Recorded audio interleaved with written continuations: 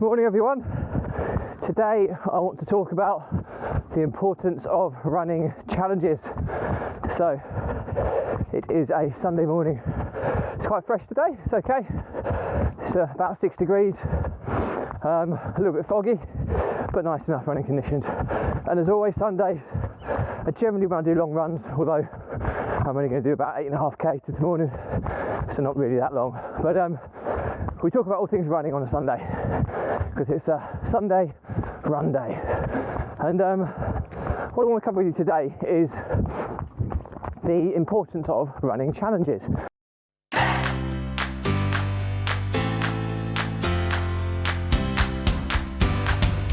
What do I mean about running challenges? Well, really they're just goals, milestones, targets, progression, whatever it is to you. It's going to be unique to you in terms of what is a challenge for you, with the sole purpose of keeping you running, ultimately. Just go past this person. Morning. Morning. With the sole purpose of keeping you running. And it's super important because a lot of people just run because it makes them feel good, which is great. They run for fitness, which is great, but attach something a little bit more tangible to that and it will keep you running. Because if you're just running because it makes you feel good, or you're running for fitness, it's not really a strong enough reason to hold you accountable and keep you running on those tough mornings or those freezing cold conditions or whatever. Whereas if you've got a challenge, it feels as though you're always moving along or progressing or taking a journey, a pathway, a roadmap to your target or goal or challenge. And I'll talk to you about some of my running challenges in a second, just to kind of give you the level of detail. Okay, I'm a little bit extreme in some of the things that I do, but that's because I'm quite an extreme person, and it's linked to my personality. I just go past these people and a tractor before I carry on. Morning. A big old tractor coming up, so I need to make way for this fella. He's going to make way for me for a change, which is very nice of him. Thank you. You don't want to get run over by that. But anyway, so what challenges do I have which keep me running? Well, I've always told you the why that I run is, from a selfish perspective, is the kind of positivity it generates for me. It gives me far more mentally than it does physically. It turns so many unproductive days, or days where I'm feeling in a negative state of mind. It turns those days into productive, or days where I'm in a positive state of mind. And the compounding effect of that to me has been monumental. It gives me clarity to clear my head, to release pressure of day-to-day life.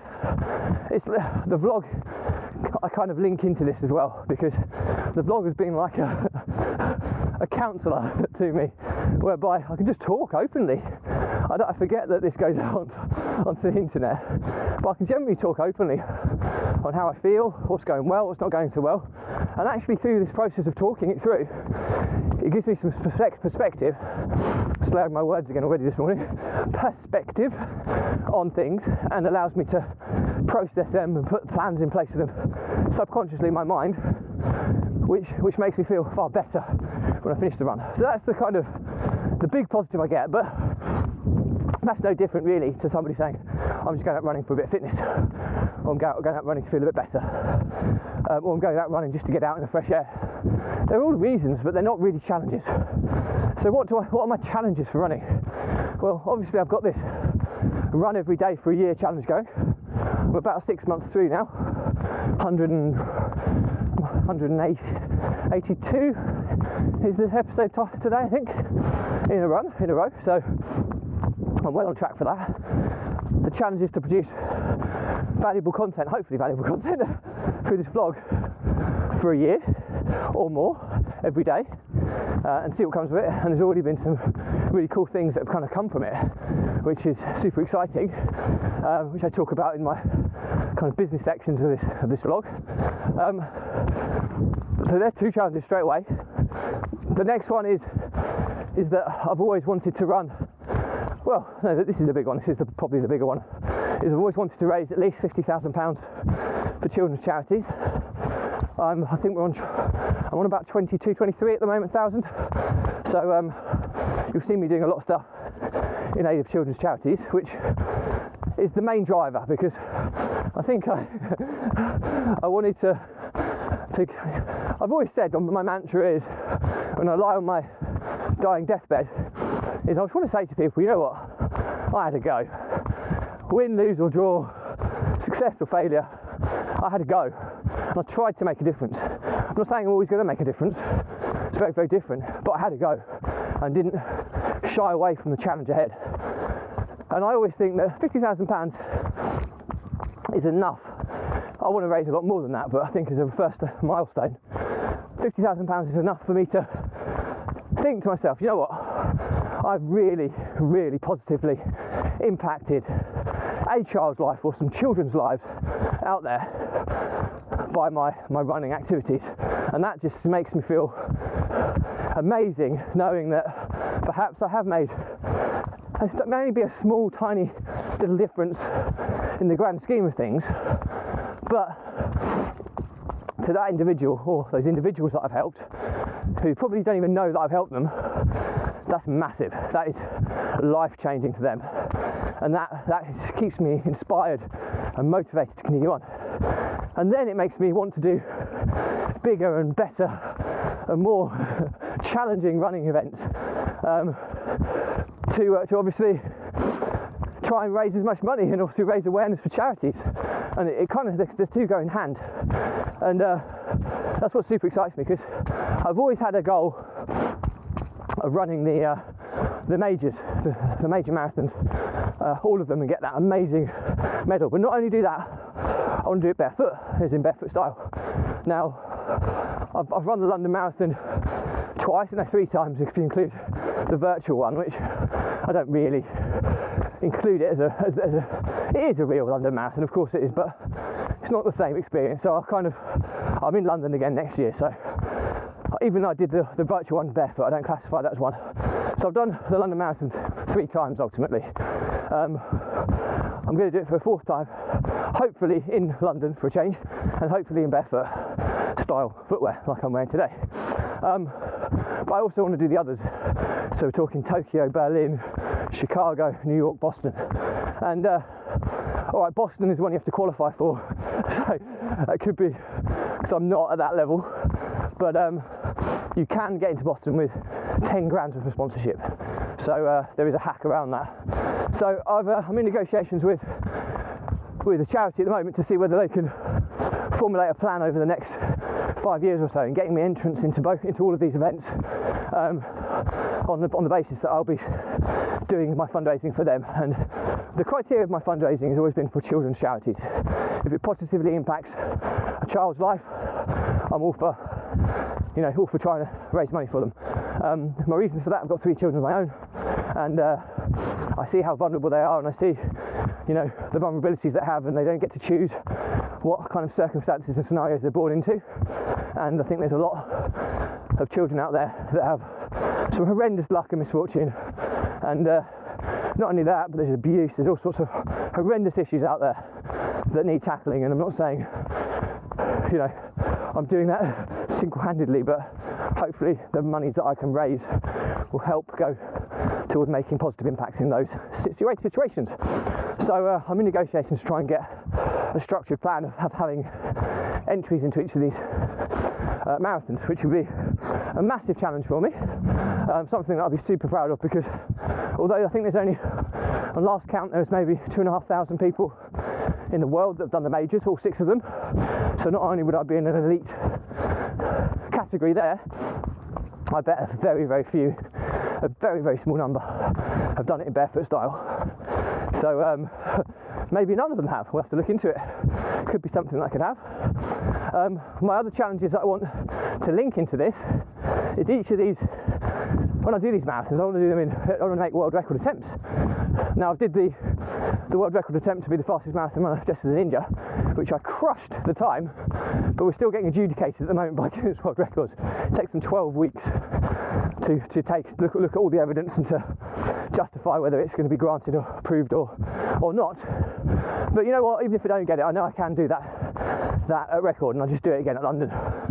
So I'm hopeful that's not going to be the case, because I'd like to get a second world record on my next big marathon, but we will see. So you can see these challenges are kind of evolving. The next one is I want to go for a couple of world records every year to support the fundraising activities, but it's also a bit of a crazy challenge. And then the mindset kept going, the mind kept wandering, and I thought to myself, well, you know what, I want to be a runner who holds the most world records. I don't know what that number is yet. We're trying to do some investigations on that at the moment, and yes, all my world records will be Mickey Mouse ones, you know, dressed as a ninja doing this, because I'm not an elite athlete. However, in my own right, that will kind of make me elite at doing something that so many other people can't do.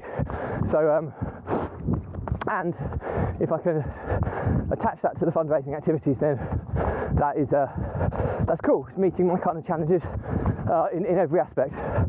So to be the runner with the most world records is a big challenge of mine, and also to kind of go for 2 world records a year is kind of the run rate I'm going to be going at. And yeah, so that'll be quite interesting. The next thing with the running is the vlog, how I've linked it into my business, how it's kind of business is, how it's produced opportunities and stuff in the business, which has been amazing. And the dream is to take the vlog to being kind of a lifestyle thing.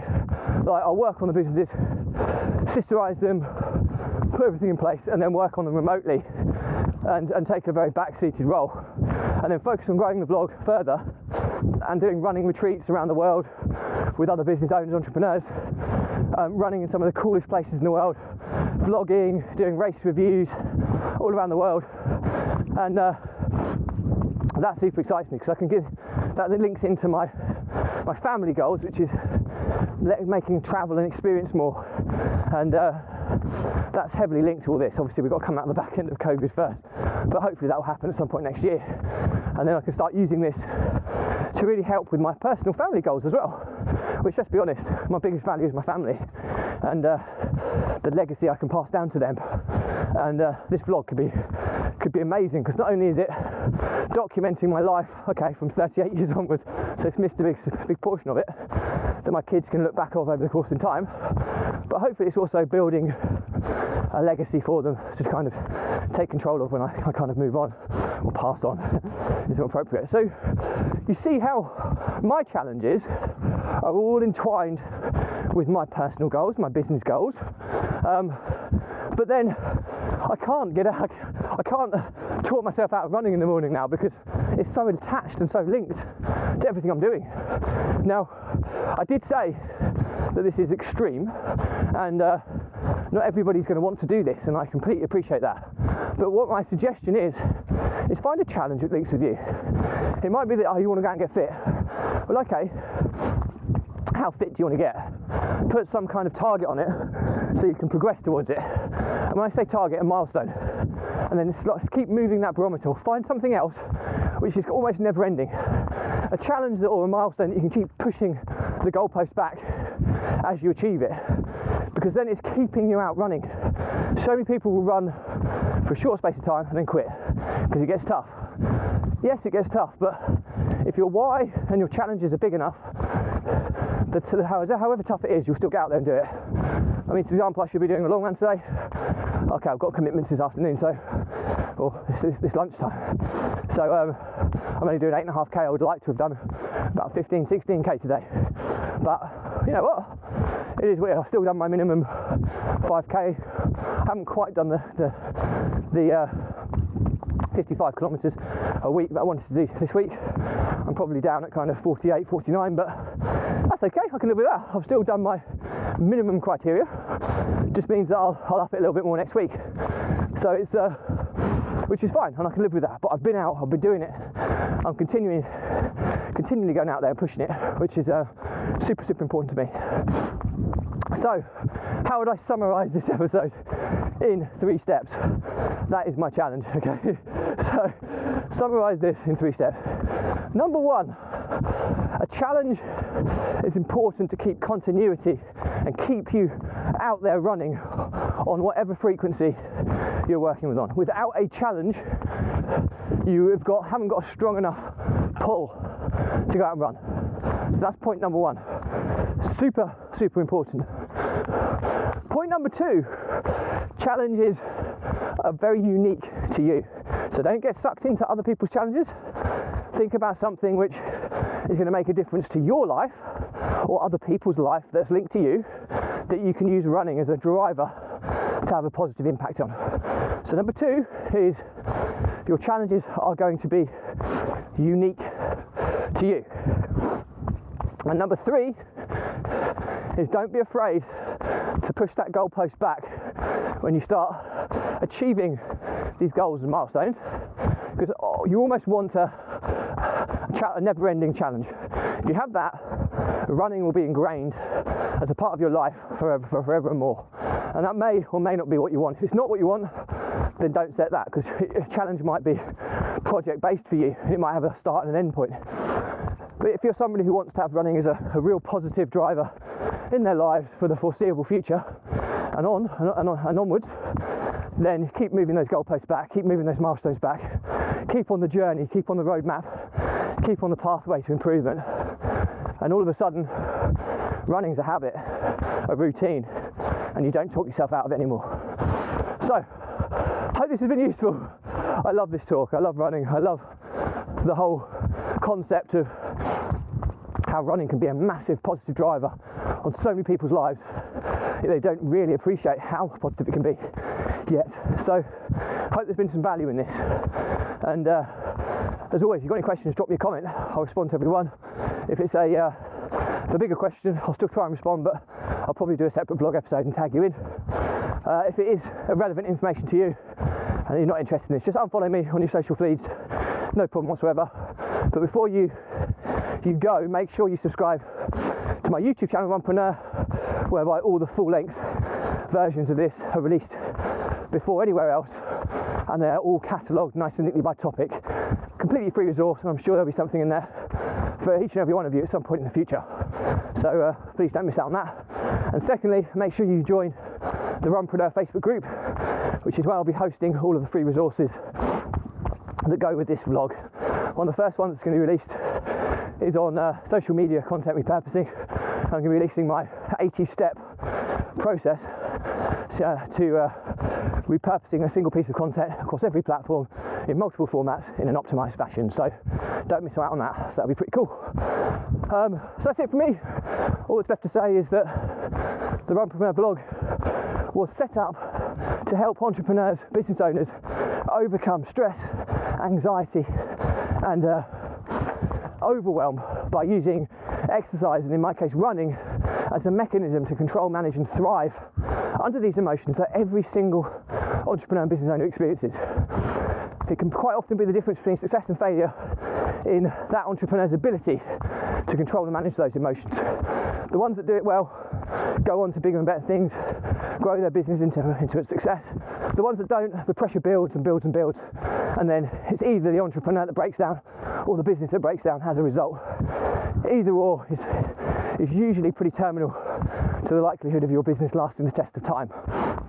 Now, I've been there, and I've lost businesses because of my inability to manage these emotions, and I feel now that I'm in a place where I completely understand how to control these emotions and manage them and thrive under them, so much so that I've got 6 businesses I'm simultaneously running at this moment in time. I don't feel stressed. I don't generally feel overwhelmed. You do get the moments, but I feel in control, and that's the biggest thing. And I always said, if this vlog just helps just one entrepreneur or one business, then it's been 1,000,000% worthwhile. So my pledge to you guys is, this is absolutely no sale. There's nothing in this other than my want to help. If you are one of these entrepreneurs or business owners that has no one to talk to, are feeling these pressures, has nowhere to turn, drop me a message. We'll jump on a call. All I'm looking to do, there's no follow-up, there's no nothing. I'm just going to try and give you a few hints and tips on how you can put positive steps into changing the way that you operate to help you manage and control these emotions more effectively. That will hopefully get you back on the pathway to success. So that's it for me today, and as always, stay positive, stay happy, and I'll speak to you tomorrow. Bye.